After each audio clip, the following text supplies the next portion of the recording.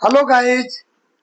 बच्चों, हमारी जो आज की वीडियो है ये जो 10th क्लास के स्टूडेंट हैं या 11th के 9th के यहाँ तक कि 8th क्लास तक के भी, ये उनके लिए बहुत ही फायदेमंद होने वाली वीडियो है हमारी। एक्चुअल में हाई स्कूल के स्टैंडर्ड का ही हम ये आपको पढ़ा रहे हैं। 10th क्लास का जो मैथ है जो साइंस है, हम उस पर फोकस कर रहे हैं। तो साइंस में आपको पता होगा, अगर आप 10th क्लास में हैं तो जो शुरू के चैप्टर हैं वो केमिस्ट्री के ही है।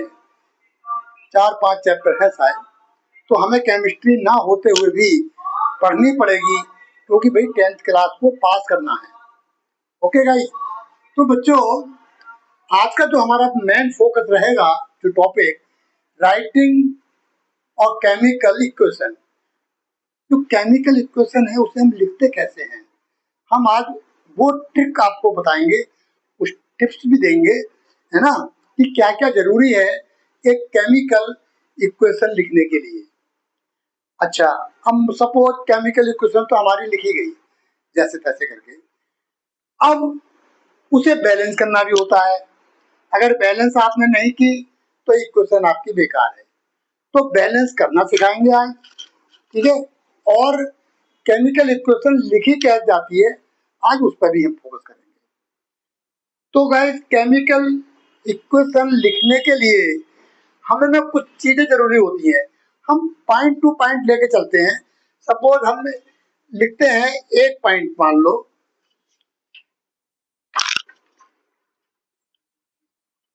नंबर 1 मान लेते हैं हम। नंबर 1 क्या होगा?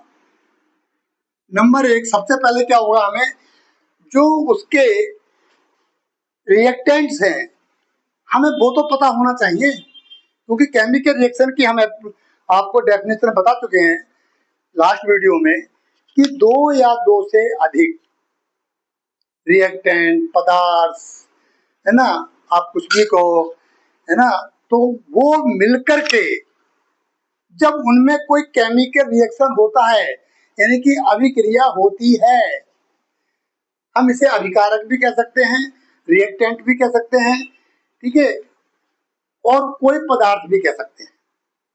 तो 2 या 2 से अधिक अभिकारक जब आपस में मिलते हैं और उनमें कोई केमिकल रिएक्शन होता है, यानी कि रासायनिक अभिक्रिया होती है, तो वो उत्पाद के रूप में 2 या 2 से अधिक प्रोडक्ट निकालते हैं, यानी कि उत्पाद निकालते हैं, ठीक है।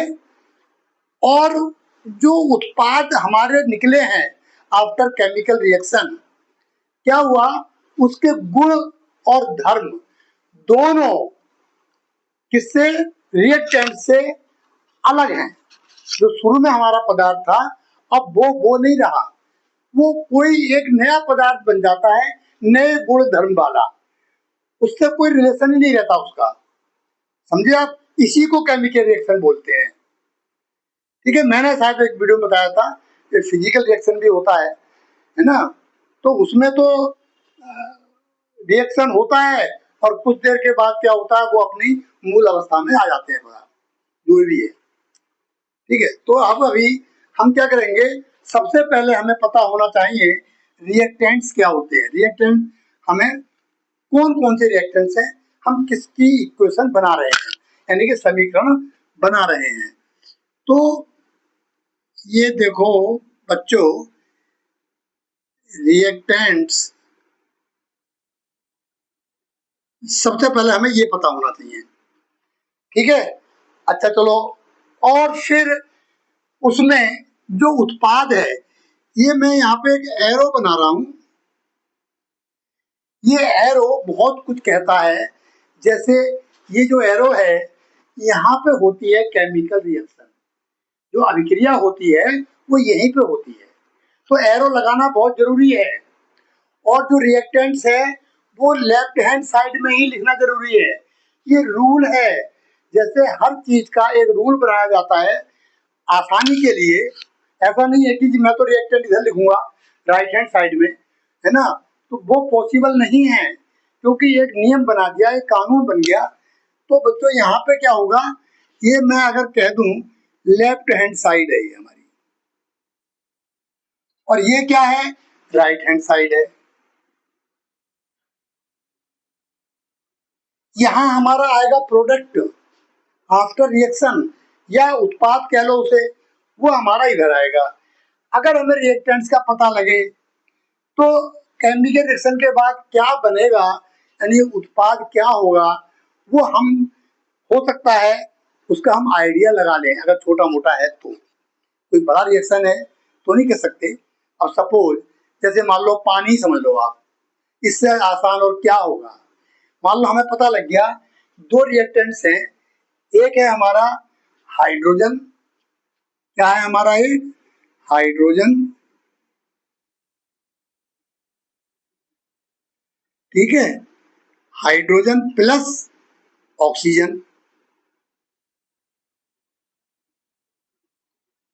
मान लो दो हमारे ये रिएक्टेंट हैं, ठीक है। अब ये हमें पता लग गया है।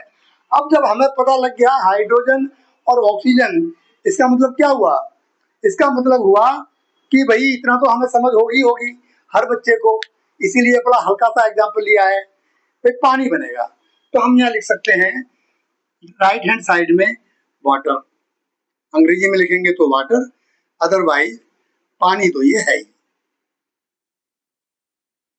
ओके,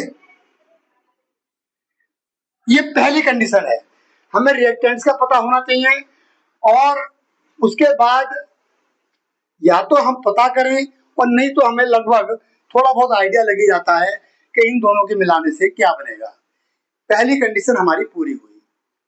अब फिर हमारा केमिकल इक्वेशन। अब हमें केमिकल इक्वेशन बनाने के लिए हेल्प लेनी पड़ती है कुछ सिंबल, समझो ना, प्रतीक। जैसे हाइड्रोजन का सिंबल क्या है हमारा, H है, और ऑक्सीजन का क्या है, O है। अब आप चौंको मत, ये सिंबल है। H का मतलब हाइड्रोजन का सिंबल तो है, लेकिन हाइड्रोजन गैस नहीं है ये। हाइड्रोजन गैस बनाने के लिए हमें दो परमाणु चाहिए, तो भाई बच्चों हमें, और तभी हमारा पानी बनेगा। ये सब चीजें इस तरीके से बता रहा हूं कि थोड़ा बहुत आप सोचेंगे तो बड़ा आसान हो जाएगा दूसरी केमिकल इक्वेशन बनाने में। तो हमारी पहली कंडीशन रिएक्टेंट हो गया, दूसरी कंडीशन क्या हो गया, हमें प्रोडक्ट क्या है, क्या चीज है, ठीक है ना, पदार्थ क्या है, या अभिकारक क्या है, रिएक्टेंट पता लग गया, हाइड्रोजन और ऑक्सीजन। अब इनको हमें केमिकल इक्वेशन में कन्वर्ट करने के लिए क्या चाहिए, इसके सिंबल चाहिए, प्रतीक चाहिए। हाइड्रोजन का सबको पता होगा H होता है, और ऑक्सीजन का O होता है। लेकिन यहाँ पे थोड़ी सी रुकावट ये आ गई कि हाइड्रोजन और ऑक्सीजन से पानी नहीं बनेगा। जब तक हाइड्रोजन के दो परमाणु और ऑक्सीजन के दो परमाणु नहीं मिलेंगे आपस में, तब तक पानी बनेगा नहीं। तो अब हम क्या करेंगे, देखो पहले हम चला चलते हैं उसी हिसाब से। मान लो पानी का जो फार्मूला होता है, जो इक्वेशन होती है, वो होता है H2O, ठीक है। अब H2O, अब हम यहाँ तक आ गए। अब अगला जो पॉइंट होगा हमारा, ये हमारी बन गई केमिकल इक्वेशन, इसी को केमिकल इक्वेशन कहते हैं। फिर क्या होता है, बैलेंसिंग द इक्वेशन। अब हमें इसे बैलेंस कैसे करें, हमें कुछ पता नहीं है, आप ये मान के चलो। अब देखो यहाँ पे क्या हो गया, H2O, क्लियर है। अब जब हाइड्रोजन के दो परमाणु हैं और यहाँ पे तो एक ही परमाणु है, ये क्या हुआ, तो अब हम क्या करेंगे, पहली बात तो ये है, ये दोनों गैस होनी चाहिए, हाइड्रोजन और ऑक्सीजन। तो चलो हम इन्हें गैस बना देते हैं, हाइड्रोजन प्लस ऑक्सीजन मिलकर के बनेगा H2O, यानी कि पानी बन गया हमारा। अब आता है बैलेंस करने वाली बात। तो बैलेंस करने के लिए मैं आपको बताऊं, एटॉमिक वेट का जो रूल होता है, ठीक है ना, कंजर्वेशन जो रूल है, वो क्या कहता है, रिएक्शन से पहले परमाणु भार और रिएक्शन के बाद परमाणु भार दोनों का बराबर होना चाहिए, तब वो केमिकल रिएक्शन परफेक्ट है। इसी को कहते हैं इक्वेशन को बैलेंस करना। ठीक है, तो अब हम इसे बैलेंस कर रहे हैं। देखो पानी बन गया, कोई डाउट नहीं है इसमें, हाइड्रोजन है, ऑक्सीजन है, कोई डाउट नहीं है, लेकिन कंप्लीट नहीं है, बैलेंस करना जरूरी है। ठीक है, अब देखो आप, अब हाइड्रोजन के दो परमाणु हैं और यहाँ भी दो परमाणु हैं, ये तो ठीक है, राइट है, लेकिन यहाँ पे ऑक्सीजन का एक परमाणु है और इसमें दो परमाणु हैं। अब यहाँ गड़बड़ हो गई। इसे कंप्लीट करने के लिए राइट हैंड साइड में भी ऑक्सीजन के दो परमाणु होने चाहिए। तो भाई हमें दो परमाणु करने के लिए हमें क्या होगा, इस पदार्थ को दो से मल्टीप्लाई करना पड़ेगा। अब हो गया ऑक्सीजन के दो और यहाँ भी ऑक्सीजन दो हो गए, लेकिन फिर एक लोचा आ गया, यहाँ पर हाइड्रोजन के चार हो गए, अभी बैलेंस तो है नहीं। तो हम क्या करेंगे, हाइड्रोजन के भी हम यहाँ पे चार करेंगे।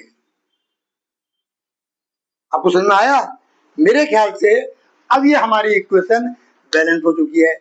देखो ऑक्सीजन के दो परमाणु और हाइड्रोजन के दो परमाणु, चार परमाणु रिएक्शन से पहले और रिएक्शन के बाद भी चार परमाणु, और ऑक्सीजन के भी दो परमाणु रिएक्शन से पहले और रिएक्शन के बाद भी। अगर हम इनका परमाणु भार निकालें तो बच्चों बिल्कुल बराबर आएगा। निकाल के देखें। देखो इसका क्या होता है, परमाणु भार कितना होता है, एक परमाणु का तो परमाणु एटॉमिक वेट होता है वो कितना होता है, 16 होता है। तो दो परमाणु है तो 16 दूनी 32 हो जाएगा, ये इसमें तो डाउट नहीं है। भाई ऑक्सीजन का एक परमाणु का जो भार होता है वो 16 होता है, यानी कि 15.99 समथिंग होता है। ठीक है, तो हम इसे लगभग 16 मान लेते हैं। अब आ गया हाइड्रोजन। हाइड्रोजन का भी लगभग एक होता है, 1.00 समथिंग होता है, तो उसको भी हम एक मान लेते हैं। तो एक क्या, दो दूनी चार हो गए।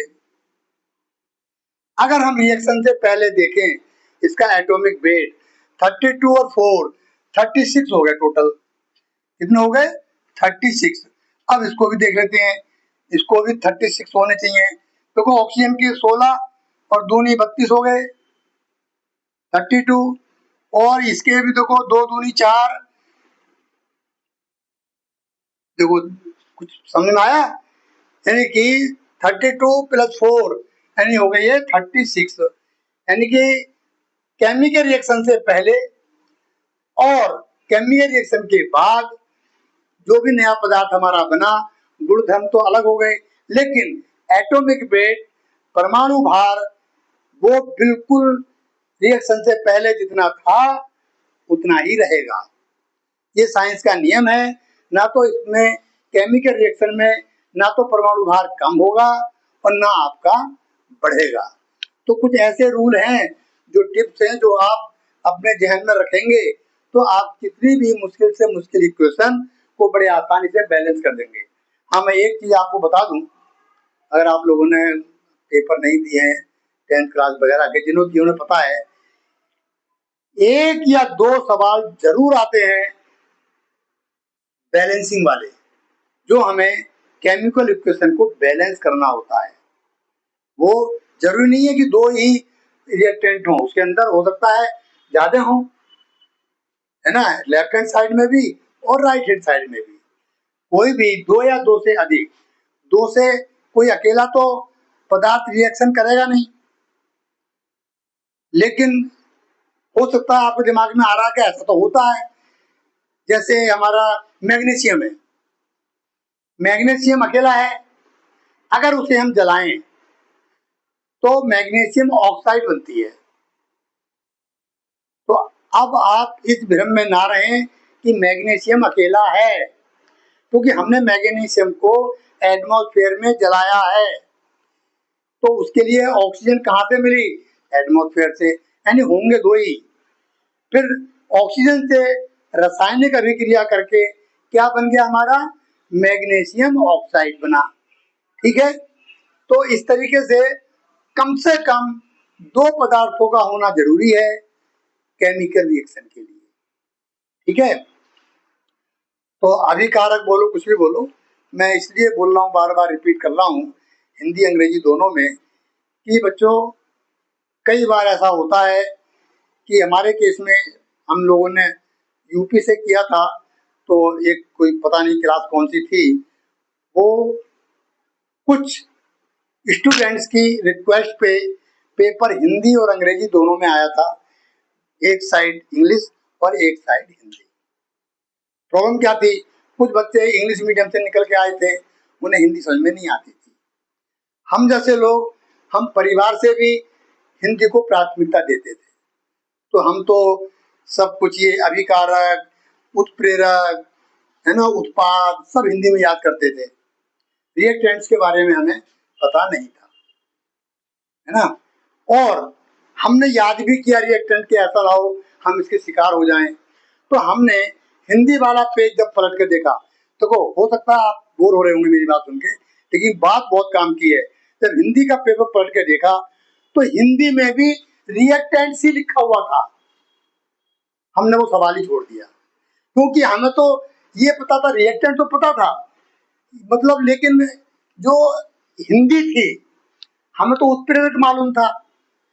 तो हमें ये उम्मीद थी कि ये जो रिएक्टेंट लिखा हुआ आया है हिंदी में तो जरूर लिखा होगा, सुना की बात, इसलिए हमने वो सवाल ही छोड़ दिया। तो बच्चों आप टेक्निकल टर्म्स इंग्लिश के रखें, मेरी सलाह है आपको, बाकी आप खुद समझदार हैं, ठीक है ना। टेक्निकल टर्म्स सारे इंग्लिश के रखें, भाषा अपनी वो रखें जो आपकी मदर टंग है। इसमें समझना और समझाना बहुत आसान होता है, इसमें कोई कंफ्यूजन वाली बात ही नहीं है। ओके गाइस, तो मुझे पूरी आशा है कि आप आज केमिकल इक्वेशन लिखना और उसे बैलेंस करना सीख गए होंगे। ये हमने एक ऐसा एग्जाम्पल लिया था, बहुत छोटा सा। नेक्स्ट टाइम हम थोड़े से मुश्किल मुश्किल रिएक्टेंट्स लेंगे, जिन्हें केमिकल रिएक्शन करा के और फिर उसके इक्वेशन को बैलेंस करेंगे। ठीक है गाइस, तब तक के लिए बच्चों नमस्कार।